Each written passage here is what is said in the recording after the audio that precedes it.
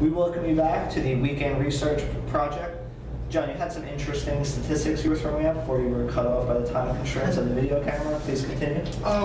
Before I begin that, let me just say, we were talking about Republicans and we were talking about the history around Republicans. I'm mostly focused on after 1964 because I see that to me as the tipping point. But you know, we were talking about that. So let me just go with a couple more tidbits I have from that. Civil rights, the enforcement of civil rights laws under Reagan, under Bush. You know, you said before that Bush was the best president. Right. For black people. Absolutely. But enforcement of civil rights laws was half what it was under Clinton, and before that under Reagan. What do you mean by that? It only took half. Of the total number of cases were half. And it wasn't that there weren't cases for them to take. It's just that they only took half of the cases and to enforce the law. Civil rights. I think under Bush, under Clinton, 11 per year about were enforced, and under Bush it was like about 5 or 6. Right. And under Reagan, the lack of enforcement was so bad that he actually fired a few of the people in his administration. The U.S. Commission of Civil Rights. He fired a few who criticized him, and there was a court case about it, and about their dismissal. And the court actually said, you know, you can't. Let me get the exact quote. You can't fire a watchdog for biting, because it was that abysmal. You know, they weren't enforcing the law. It was clear. And then he also Reagan also slashed funding for the Comprehensive Employment and Training Act, which was a program that largely benefited minorities. I mean, it was a program where you took people and you said out of high school and out of, I think it was bachelor's degree, but they didn't have well, actually no, it wasn't college, it was just high school. They didn't have the skills, so they hired them for federal employment. They employed them for a short period of time, and then they made them marketable, so they had a skill that they could work and they could achieve private work.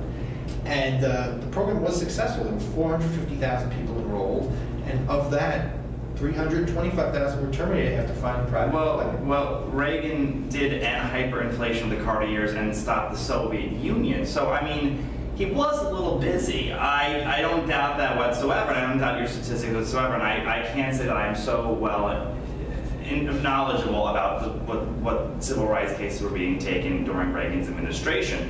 And certainly, blacks did not love Reagan for voting for him, even though he did win 49 out of 50 states. He didn't campaign, the only state he didn't win.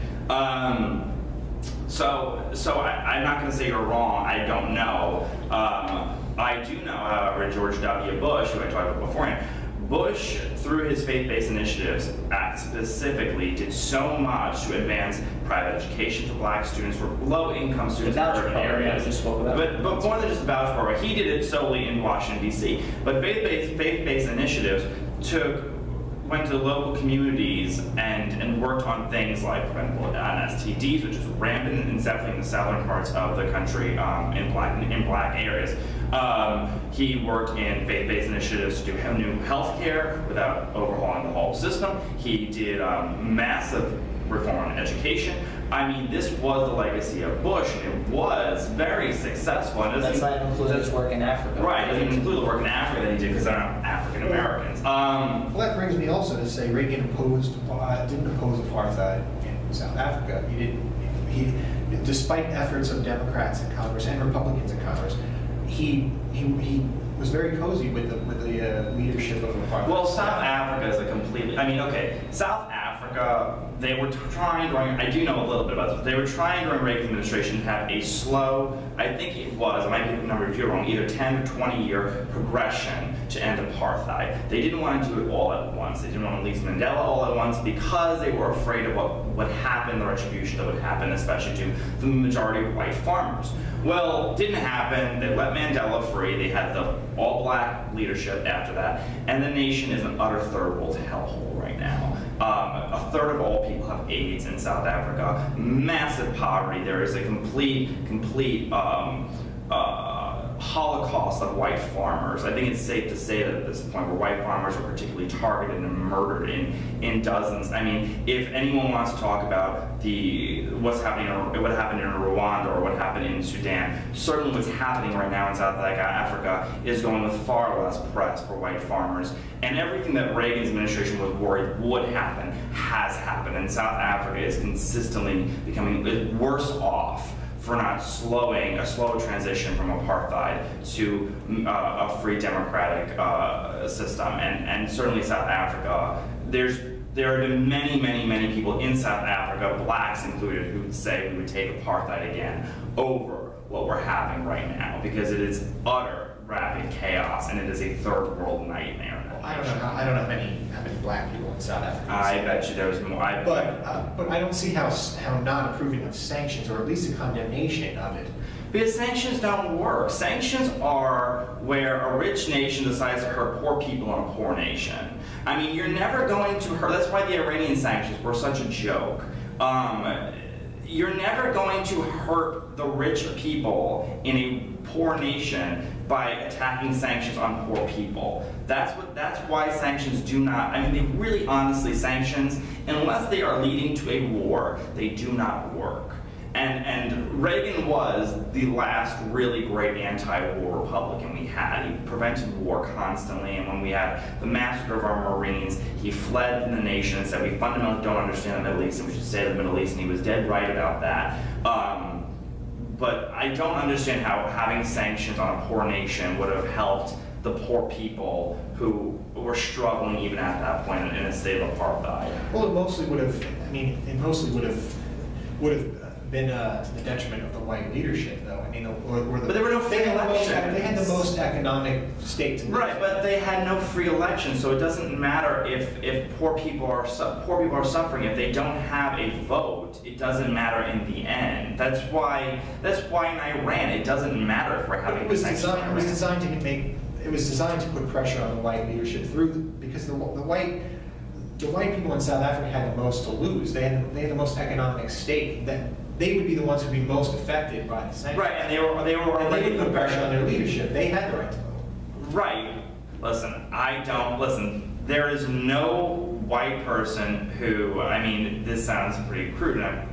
There's no white person in South Africa who benefited from Mandela becoming the leader of Africa. I mean, if you look at the actual economic effects of Mandela's leadership, they have been poor. I understand he's a great civil rights leader now, and there's praise for him and what he did now, but as a leader in economics and what he did for the country, not in the civil rights area, but in specifically economics, he was an utter failure as a leader. All right, well, a lot of that was because a lot of the white people fled after. They didn't, though. No, they didn't. They fled in. Listen, there were many people in the former Belgian Congo who fled because they were being murdered, and they fled from. There was a number of something like 500,000 whites to 5,000 whites in a period of 15 years because there was a real genocide of one set of people in those southern parts of Africa. And then, of course, there were in like Rwanda and Somalia and Sudan. But to say Reagan, I don't find Reagan's lack of nation meddling to be his biggest fault. And Reagan was not a perfect president. I'm not one of those Republicans who worships everything about Reagan, but that was not. I don't find that to be his greatest fault, especially with black people. I doubt there was a voter in Alabama who said, "Well, you know, if Reagan just gave those sanctions in South Africa, man, I'd be a Republican." All right, but then if you're going to talk about AIDS in Africa, then I don't think that's going to help a black person in Alabama. No, I don't think so either. I don't think so either. So, but I think when you look at some, I mean, there were a lot of great things George W. Bush did besides AIDS in Africa. It's what he's most famous for now, and a lot of Hollywood celebrities like to praise him now. But he did a lot of good things for black people.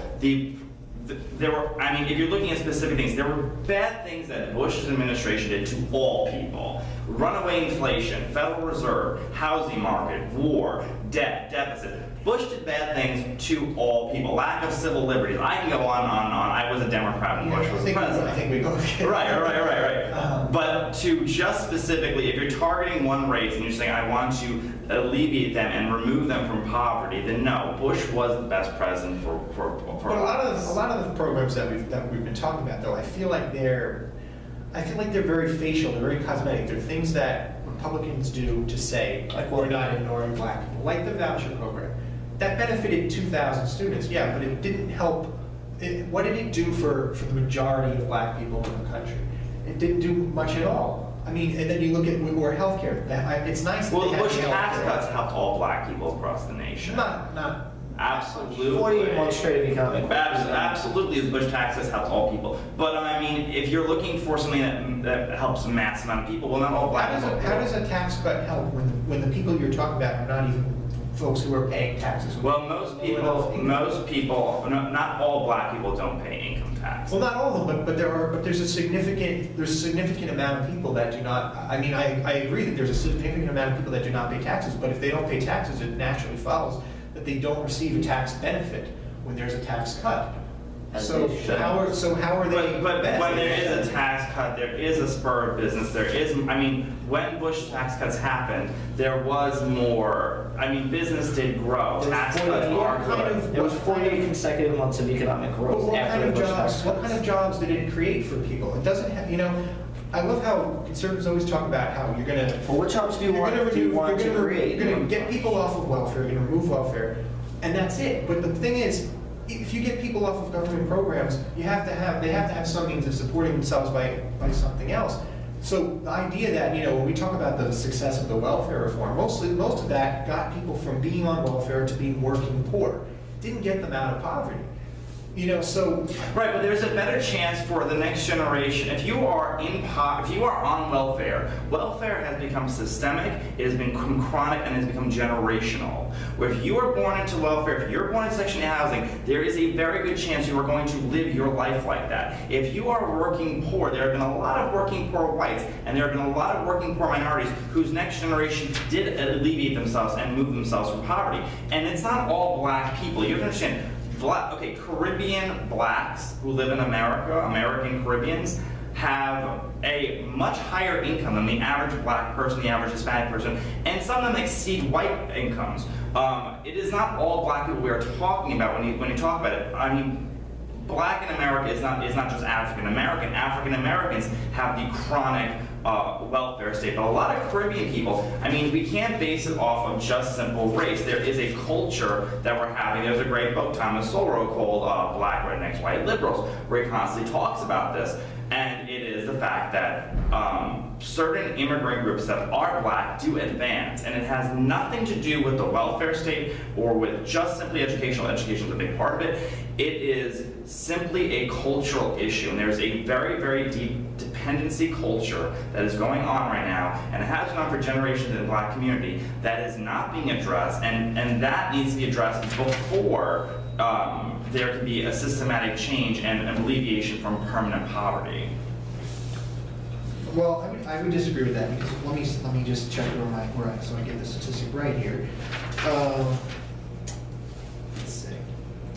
I mean, in most states, welfare is 1/3 the federal poverty level. That's $3,000 in New York because New York is actually about half the federal poverty level. So the idea that people are living the high life on welfare. I'm not saying people are living the high life. It's the fact that they're getting money for free and not working. Or even when you look at the statistics, for example, you find that someone working a federal minimum wage job full time with 2 children, the family income is about 2/3 of the federal poverty level. So it's about the same, if not a little more, than when you're on welfare. So what is Because no one's going to go the difference? work. Well, listen, I mean, look at okay, A closing statement's coming up. Okay. Most people who are making federal minimum wage are not adults. That's one. Secondly, the problem with that is if you look at Giuliani's welfare changes, the amount of people who moved out of welfare into work and from there alleviate themselves and move themselves systemically help them in the long run than staying on welfare. Well, it help them in what caliber? What kind of jobs are they getting? Because the idea that is you give, the Republican Party has to come up with ideas that are not just tax, when I think of Republicans, I think of one policy, tax cuts.